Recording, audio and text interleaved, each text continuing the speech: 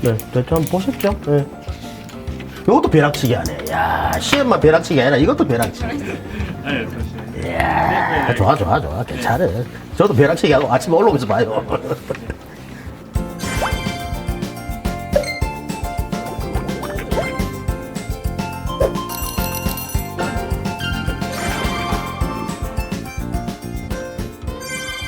네, 반갑습니다. 두 분 안녕하세요. 네, 각자 자기소개 한 번씩 해주세요. 네, 저는 김원희입니다. 네. 예, 안녕하세요. 저는 김준용이라고 합니다. 김원희 씨, 김중용 씨도 이 지식재산 능력시험에서 고득점자라고 들었습니다. 네, 자, 그럼 두 분께 바로 첫 질문 한번 들어가 보겠습니다. 두 분 성적, 점수가 어떻게 되는지 한번 공개를 해 주시죠. 네, 저는 971점을 받았고 1급 취득했습니다. 971점의 1급 또 최우수죠? 네, 맞습니다. 이야, 대단합니다. 네, 또. 네. 네, 저는 좀 성적이 못 미치는데요. 875점에 2급을 취득하였습니다. 2등. 그럼 일반 부분에서 2위고요. 이야, 대단하십니다. 자, 오늘은 학생 부분이자 전체 부분에서 최고 1등을 하신 부분하고 그리고 그 일반 부분에서 또 당당 2등을 하신 분을 모셨습니다. 자, 그 지식재산시험 학습서나 뭐 기출문제 또는 뭐 인터넷 강의 뭐 여러 가지 공부 방법들이 있는데 말이죠. 자, 두 분은 어떻게 공부를 하셨는지 또는 뭐 공부 비법이랄까요? 자, 시원하게 한번 먼저 김원희 씨 소개 한번 해주시죠. 저는 시험이 일단 2주밖에 안 남은 상황에서 공부를 시작하게 됐기 때문에 네. 인터넷 강의는 일단 있어도 듣지 못하겠다는 판단을 했어요. 네네. 그래가지고 이제 기출 문제집이랑 기본서가 2권 있는데 그거는 일단 최대한 2회독은 하고 들어가겠다고 마음을 먹었습니다. 그런데 이제 시작하다 보니까 2회독도 좀 힘들겠다고 생각이 되어서 일단 1회독이라도 끝까지 꼼꼼히 보고 들어가겠다고 이제 계획을 변경하게 되었고요. 네. 기출 문제집으로 바로 넘어가서 좀 문제를 중심으로 풀고 이제 시험에 그 문제가 나왔을 때는 기출 문제 정도는 다 맞겠다고 이제 생각을 하고 네. 들어갔고요. 그 다음에 시험 당일이나 그 전날에 어려운 거를 좀 더 보겠다는 그 계획을 세웠습니다. 그렇군요. 일단 급하니까 일단 기출문제부터 먼저 한번 파고들어 보자. 그랬군요. 네, 우리 김준용 씨는 어땠습니까? 네, 저 또한 일을 하면서 이제 공부를 하다 보니까 시간이 많이 부족하더라고요. 그래서 일단은 이제 저희 책이 1권, 2권으로 이루어져 있습니다. 네. 그 중에서 1권이 저희가 지식적인 부분이 많아서 일단 이론적인 부분을 파고자 1부부터 시작하였고요.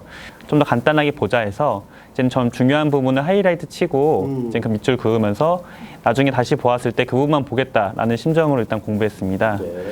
네, 그리고 1권을 끝나고 나서는 시간이 좀 부족하더라고요. 그래서 1권을 보고 나서 바로 문제풀이에 들어가서 이제 문제를 풀면서 모르는 부분을 이제 책 찾아보자 하면서 선 이론 공부하고 후 문제를 풀고 이제 이렇게 시작했던 것 같습니다. 자, 공부하는 과정에서 그렇다면 어려웠거나 또 시험을 포기할 만큼 좀 힘들었던 그런 상황이 없었는지 궁금한데 그것도 한 말씀씩 해주세요. 네, 저는 9시부터 6시까지 일단 일을 했었고요. 네. 그리고 제가 원하는 분야에 취업을 하기 위해서 또 다른 자격증도 있었고 그래서 공부를 하느라 좀 시간이 많이 없었어요. 네. 그리고 접수도 거의 아마 제일 마지막에 하는 바람에 거의 이제 시간이 2주 남았고 또 다른 공부도 해야 돼서 좀 토요일, 일요일에 많이 하려고 했었는데 그것도 이제 피곤해서 지키지 못했기 때문에 일단 기본서는 회사에 통근을 하면서 버스에서 이렇게 들고 기본서를 읽었고요. 네네. 그리고 집에 와서는 밥 먹고 이제 8시 이후로 기출 문제집을 풀었는데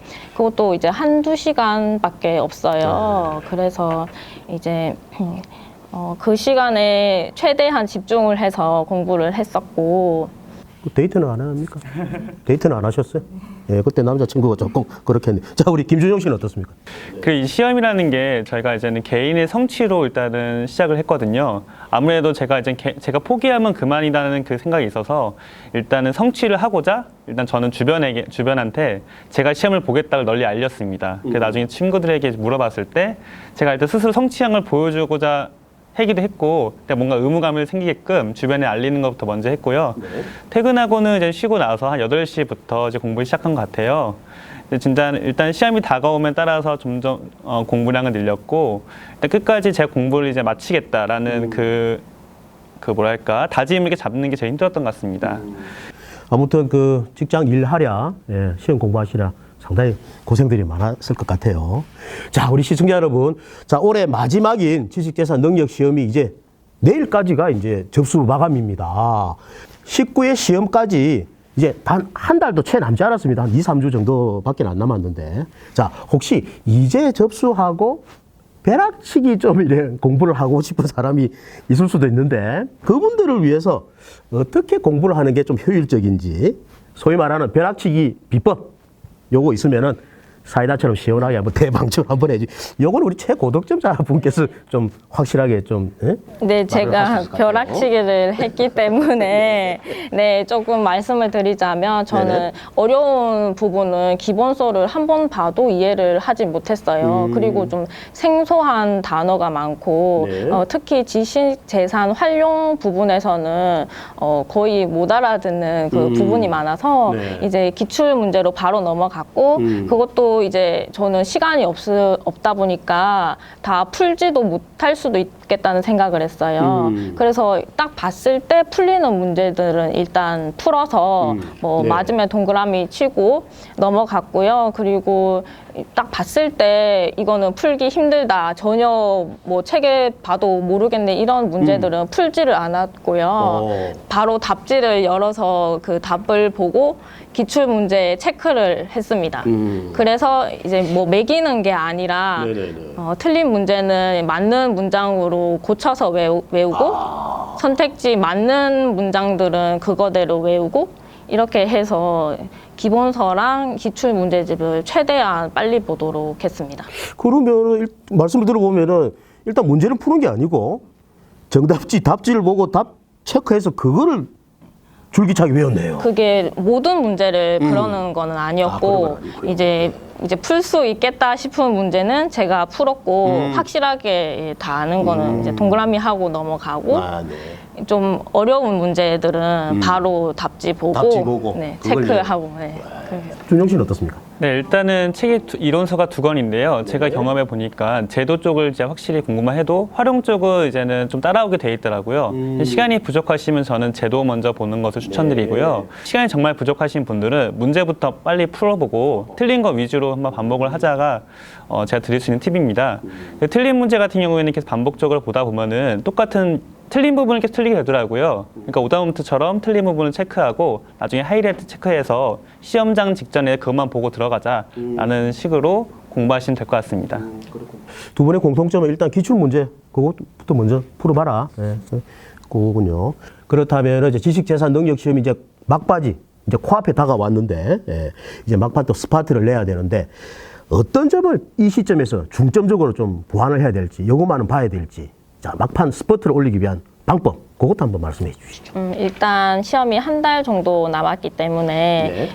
일단 아는 거와 모르는 거를 구분을 해 놓아야 되고요. 네. 그리고 제 경우는 지식재산, 경영, 그리고 기술, 가치평가, 금융 이런 부분이 좀 어려워서 거의 문제만 보다시피 했어요. 네. 거의 책은 이제 스킵을 했었고 그리고 이번 시험에서는 사례 같은 게 나왔는데 예, 문제가 좀 길고 선택지가 기역, 니은, 디귿, 리을 이렇게 있는데 예, 그것도 좀 어떻게 풀 것인가, 실전에서 어떻게 풀 것인가를 먼저 생각을 해놔야 되고 그리고 고득점을 하고 싶다면 치매 판단 정도는 이제 문제 쉽게 풀 수 있게 준비를 해두는 것이 좋겠습니다. 그렇군요. 정말 진짜 경험에서 나오는 거예요. 자, 김준영 씨는 어떻습니까? 네, 지금 꾸준히 공부하시는 분들 계실 텐데요. 이제 아마 이제 좀 한 달의 시간이 좀 여유롭게 느껴질 수 있을 것 같아요. 네, 저 같은 경우에는 이제 이론서보다는 특허법을 한번 보시는 것도 추천드립니다.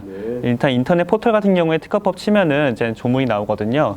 대략 그렇게 생각보다 그렇게 많진 않아요. 한번 읽어보시면서 제가 볼 때는 심사 파트하고 이 심판 파트를 좀 중점으로 해서 한번 읽어보시는 것이 큰 도움이 되지 않을까 싶습니다.